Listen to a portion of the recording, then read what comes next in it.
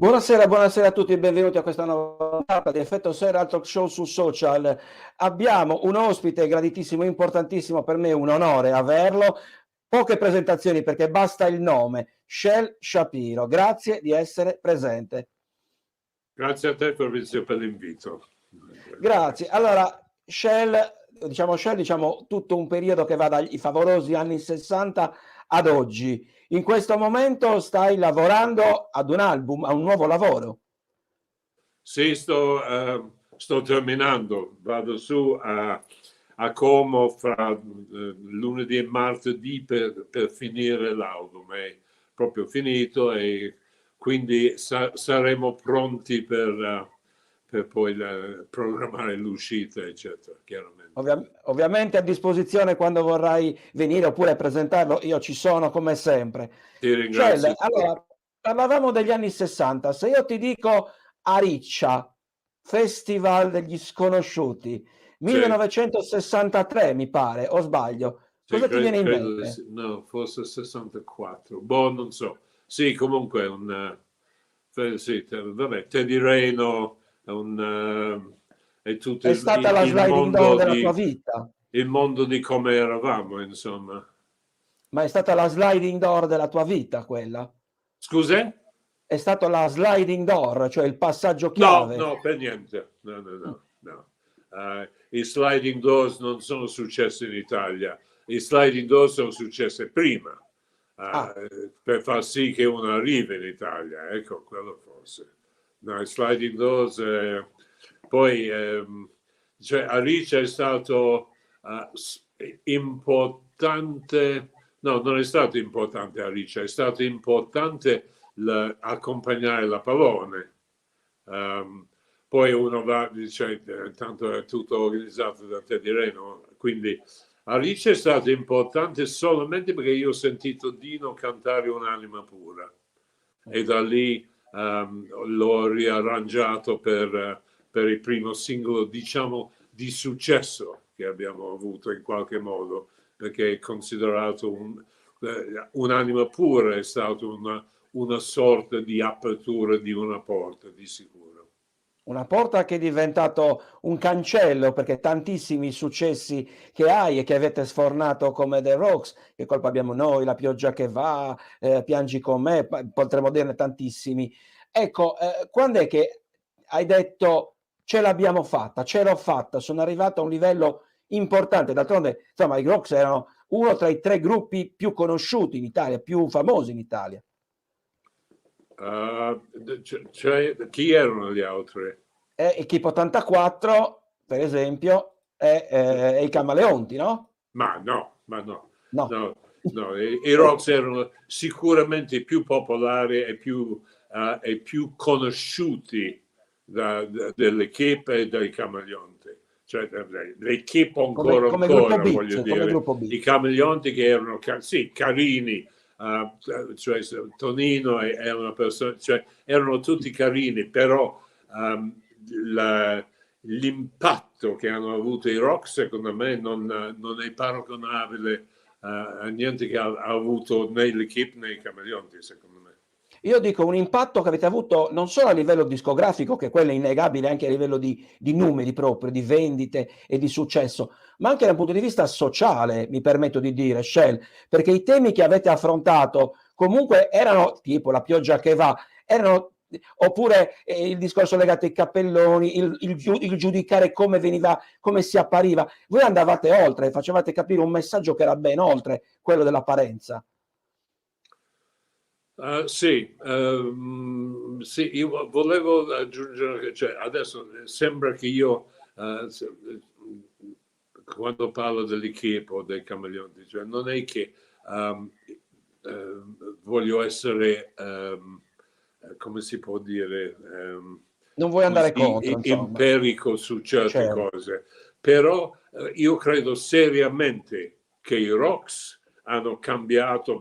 Guarda, se chiede ai Pooh o se chiedete ai Pooh, loro dicevano tre gruppi ci hanno influenzato moltissimo: i Rolling Stones, the Beatles e i Rocks in Italia. Quindi non sono parole mie, sono parole di Roby Facchinetti, di Reccanzi. Cioè, quindi c'è questa tendenza al revisionismo a distanza di 50 anni, di cercare di equilibrare delle cose Cerchiobottismo in Italia. che secondo me non è anche offensivo per certi versi. Però che avete cambiato radicalmente la musica in Italia è fuor di dubbio, dicevo, anche per i contenuti sociali che avete espresso. Certo, certo. Erano così E favolosi poi gli anni gli 60. unici che sono arrivati poi con lo stesso tipo di... la cosa strana è che noi l'abbiamo fatto da forestieri, da stranieri, hai capito? Tutte le altre, l'equipe, tutti i cantanti, sì, vabbè, l'equipe ha fatto Auschwitz, voglio dire, tolto quello, erano tutte canzoni d'amore. Invece Sì, noi che eravamo inglesi facevamo canzoni sul sociale, sulla possibilità del sociale. Tanto che Piangi con me, per esempio, che qui era facciata in partenza, era il lato B della Che colpa abbiamo noi, sì. che è andato numero 1. Poi Che colpa abbiamo noi è sceso nella classifica e Piangi con me è diventato numero 1. Lo stesso disco. Quel pezzo lì è stato preso dagli americani in inglese, che si chiama Let's Live for Today, ed è diventata la canzone simbolo delle truppe militari in Vietnam, cioè era la canzone della speranza di tornare vivi. Quindi anche all'estero in qualche modo abbiamo avuto questo stesso tipo di impostazione, ma certamente non evocato e non voluto, non Certo. ricercato, diciamo. Ecco. Shelley, è anche vero che voi siete stati una colonna sonora importante anche nel 68 in Italia, perché è vero che voi, come dicevamo prima, avete accompagnato una generazione degli anni 60, però i fantastici anni 60 comprendono anche le lotte studentesche, le lotte di classe, cioè anche quel messaggio di protesta sociale. Allora, io credo che noi con il 68 noi abbiamo accompagnato la gente lungo la strada verso il 68. Dopodiché con il 68 sono cambiati, gli eroi sono cambiati, si sono rinnovati, poi per esempio i nomadi sono arrivati facendo i social come facevamo noi, insomma. E noi, come tutti gli eroi pre-68, sono tutti spariti. Cioè Morandi aveva smesso per 10 anni, la Pavone era sparito, Mina era sparito, Celentano, cioè sono tutti calati e con il 68 sono arrivati giustamente degli eroi nuovi. Che va benissimo. C'è dato spazio al cantautorato. Quello che colpisce della tua carriera è che poi sempre rimasto nell'ambito artistico, da cantante, da frontman, poi produttore discografico, e hai scoperto tanti, sei stata una sorta di mecenate, hai scoperto tanti gruppi, tanti artisti. Mi viene in mente ad esempio i primi Decibel, Enrico Ruggeri. Ecco, anche la capacità di mettersi in discussione, cioè fare un passo indietro, ma dare la possibilità a chi aveva qualcosa da dire, qualcosa di nuovo da dire. Non so, sì, è capitato così perché comunque la mia figura era di uno, diciamo, un po' in anticipo sui tempi, quindi il Contessa dei Decibel e il primi due album dei Decibel li ho fatti io. Luca Barbarossa, Roma Spogliati, cominciato con me, cioè Cocciante ha cambiato direzione quando abbiamo fatto C'era la primavera, per esempio. È diventato un pochettino più rock, un pochettino più internazionale in qualche modo, più verso Elton John e un po' meno il pianista cantante che si canta addosso. Ecco. Ecco, da questo punto di vista, come ti capitava di scoprire un talento? Perché Ma io non li Cocciante era già scoprivo. affermato. Io non credo di aver mai scoperto dei talenti. Sì, forse, ma non mi risulta come tale. Mi offrivano delle collaborazioni con delle persone e dicevo sì o no, è molto semplice. Beh, però comunque hai affondato una etichetta di produzione che è la Spaghetti Record, voleva dire mettersi in gioco, anche questo era importante. Sì, sì, può darsi, era troppo tempo fa, non mi ricordo. Io ovviamente parlo da ammiratore, quindi mi potrei anche scusare in qualche modo se magari qualche imprecisione, però ovviamente è l'ammirazione per l'uomo e per l'artista, anche perché poi hai fatto o hai rifatto, insomma, anche il discorso legato ad essere attore, perché hai fatto serie TV piuttosto che qualche film, e anche questo, ripeto, significa mettersi in gioco, cioè non rimanere, come posso dire, fermo in quella cornice di cantante e basta. Beh sì, perché cioè, c'è un sacco di gente che si definiscono artisti, cioè una parola che riempie la bocca. Io non mi sono mai definito un artista, una cosa, gli altri te lo possono dire, ma tu non lo devi mai dire, secondo me. Vuol dire che o stai dicendo una grande bugia o che sei così compiacente che sei una testa di cazzo, hai capito? Allora, io trovo che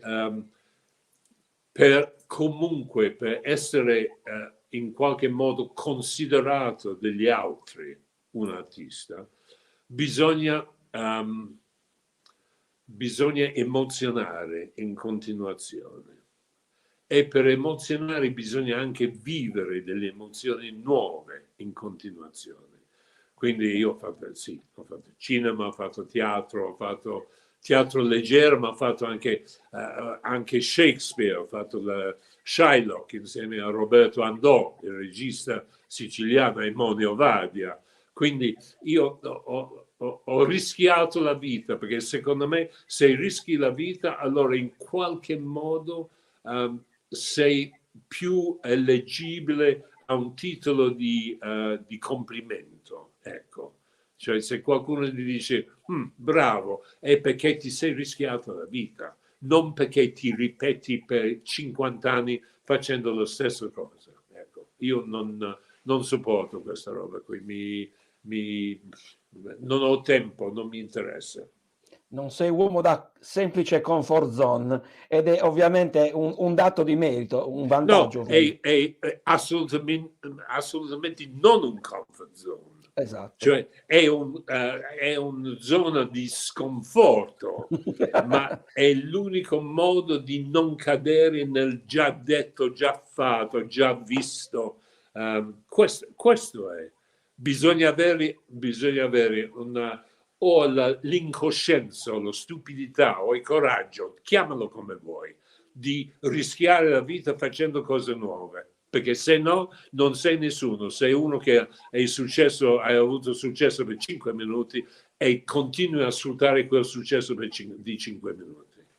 Cioè siamo in chiusura, ti faccio due domande. Una, prendendo a spunto anche quello che da poco aveva, ma ha già detto anche in passato Red Ronnie, cioè che i talent di fatto i talent show, quindi gli X Factor, insomma, di fatto stanno bruciando i veri talenti, perché con un talent show, ad esempio, un Battisti, un De Gregori non sarebbero mai nati. Cosa ne pensi dei talent? Ma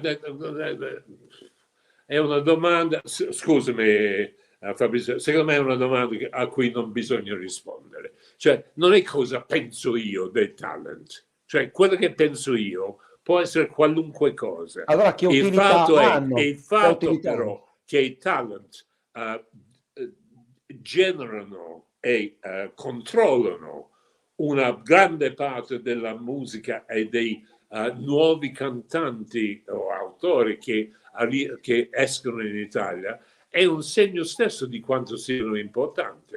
Poi è stato assecondato delle case discografiche perché hanno delle gente che non sanno più fare discografici. Certo, li vedono sul palcoscenico di X Factor con, non so, con 2 milioni di euro di luce addosso e dicono cazzo che bravo che è. bisogna vedere come sta con la chitarra in mano Certo. davanti a un pubblico, hai capito? E quindi ce ne sono alcuni che sono bravissimi e ce ne sono pochi che sono bravissimi e gli altri sono da riempitivo televisivo. Cioè, parliamoci chiaro. Certo. Cioè, di Alcuni Maneskin ne suonano nasce bene. uno, no?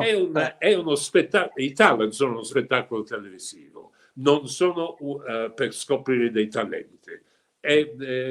Certo, io non immagino Bob Dylan o i Beatles o i Rolling Stones a X Factor, però 50 anni fa non esisteva, quindi portato oggi, forse sì ci andavano, che cacchio ne so io. Forse ci sarei andato anch'io, perché no?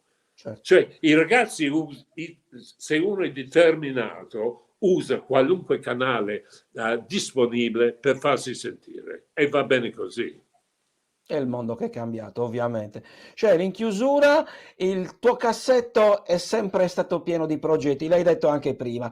Chi si ferma è perduto, è bello sempre rinnovarsi, avere sfide nuove. Il tuo cassetto, quali altri progetti ci sono da sviluppare? Che cosa Ma bolle in pentola? in questo momento basta L'album. questo disco qui, insomma. Tra l'altro, alla fine di novembre, l'8 dicembre, credo, esce un nuovo singolo, sempre dell'album che arriverà i primi di marzo. L'album arriva i primi di marzo e il singolo esce l'8 dicembre. Cioè, io ovviamente ribadisco ancora una volta l'invito quando vorrai, se vorrai, ovviamente ripartecipare per promuovere l'album, per promuovere il singolo. Io ringrazio di cuore davvero della disponibilità. Grazie a te Fabrizio, un abbraccio a tutta la Sardegna, dai, che mi sono E speriamo di mi vederti son sempre presto da queste trovato parti. strabene.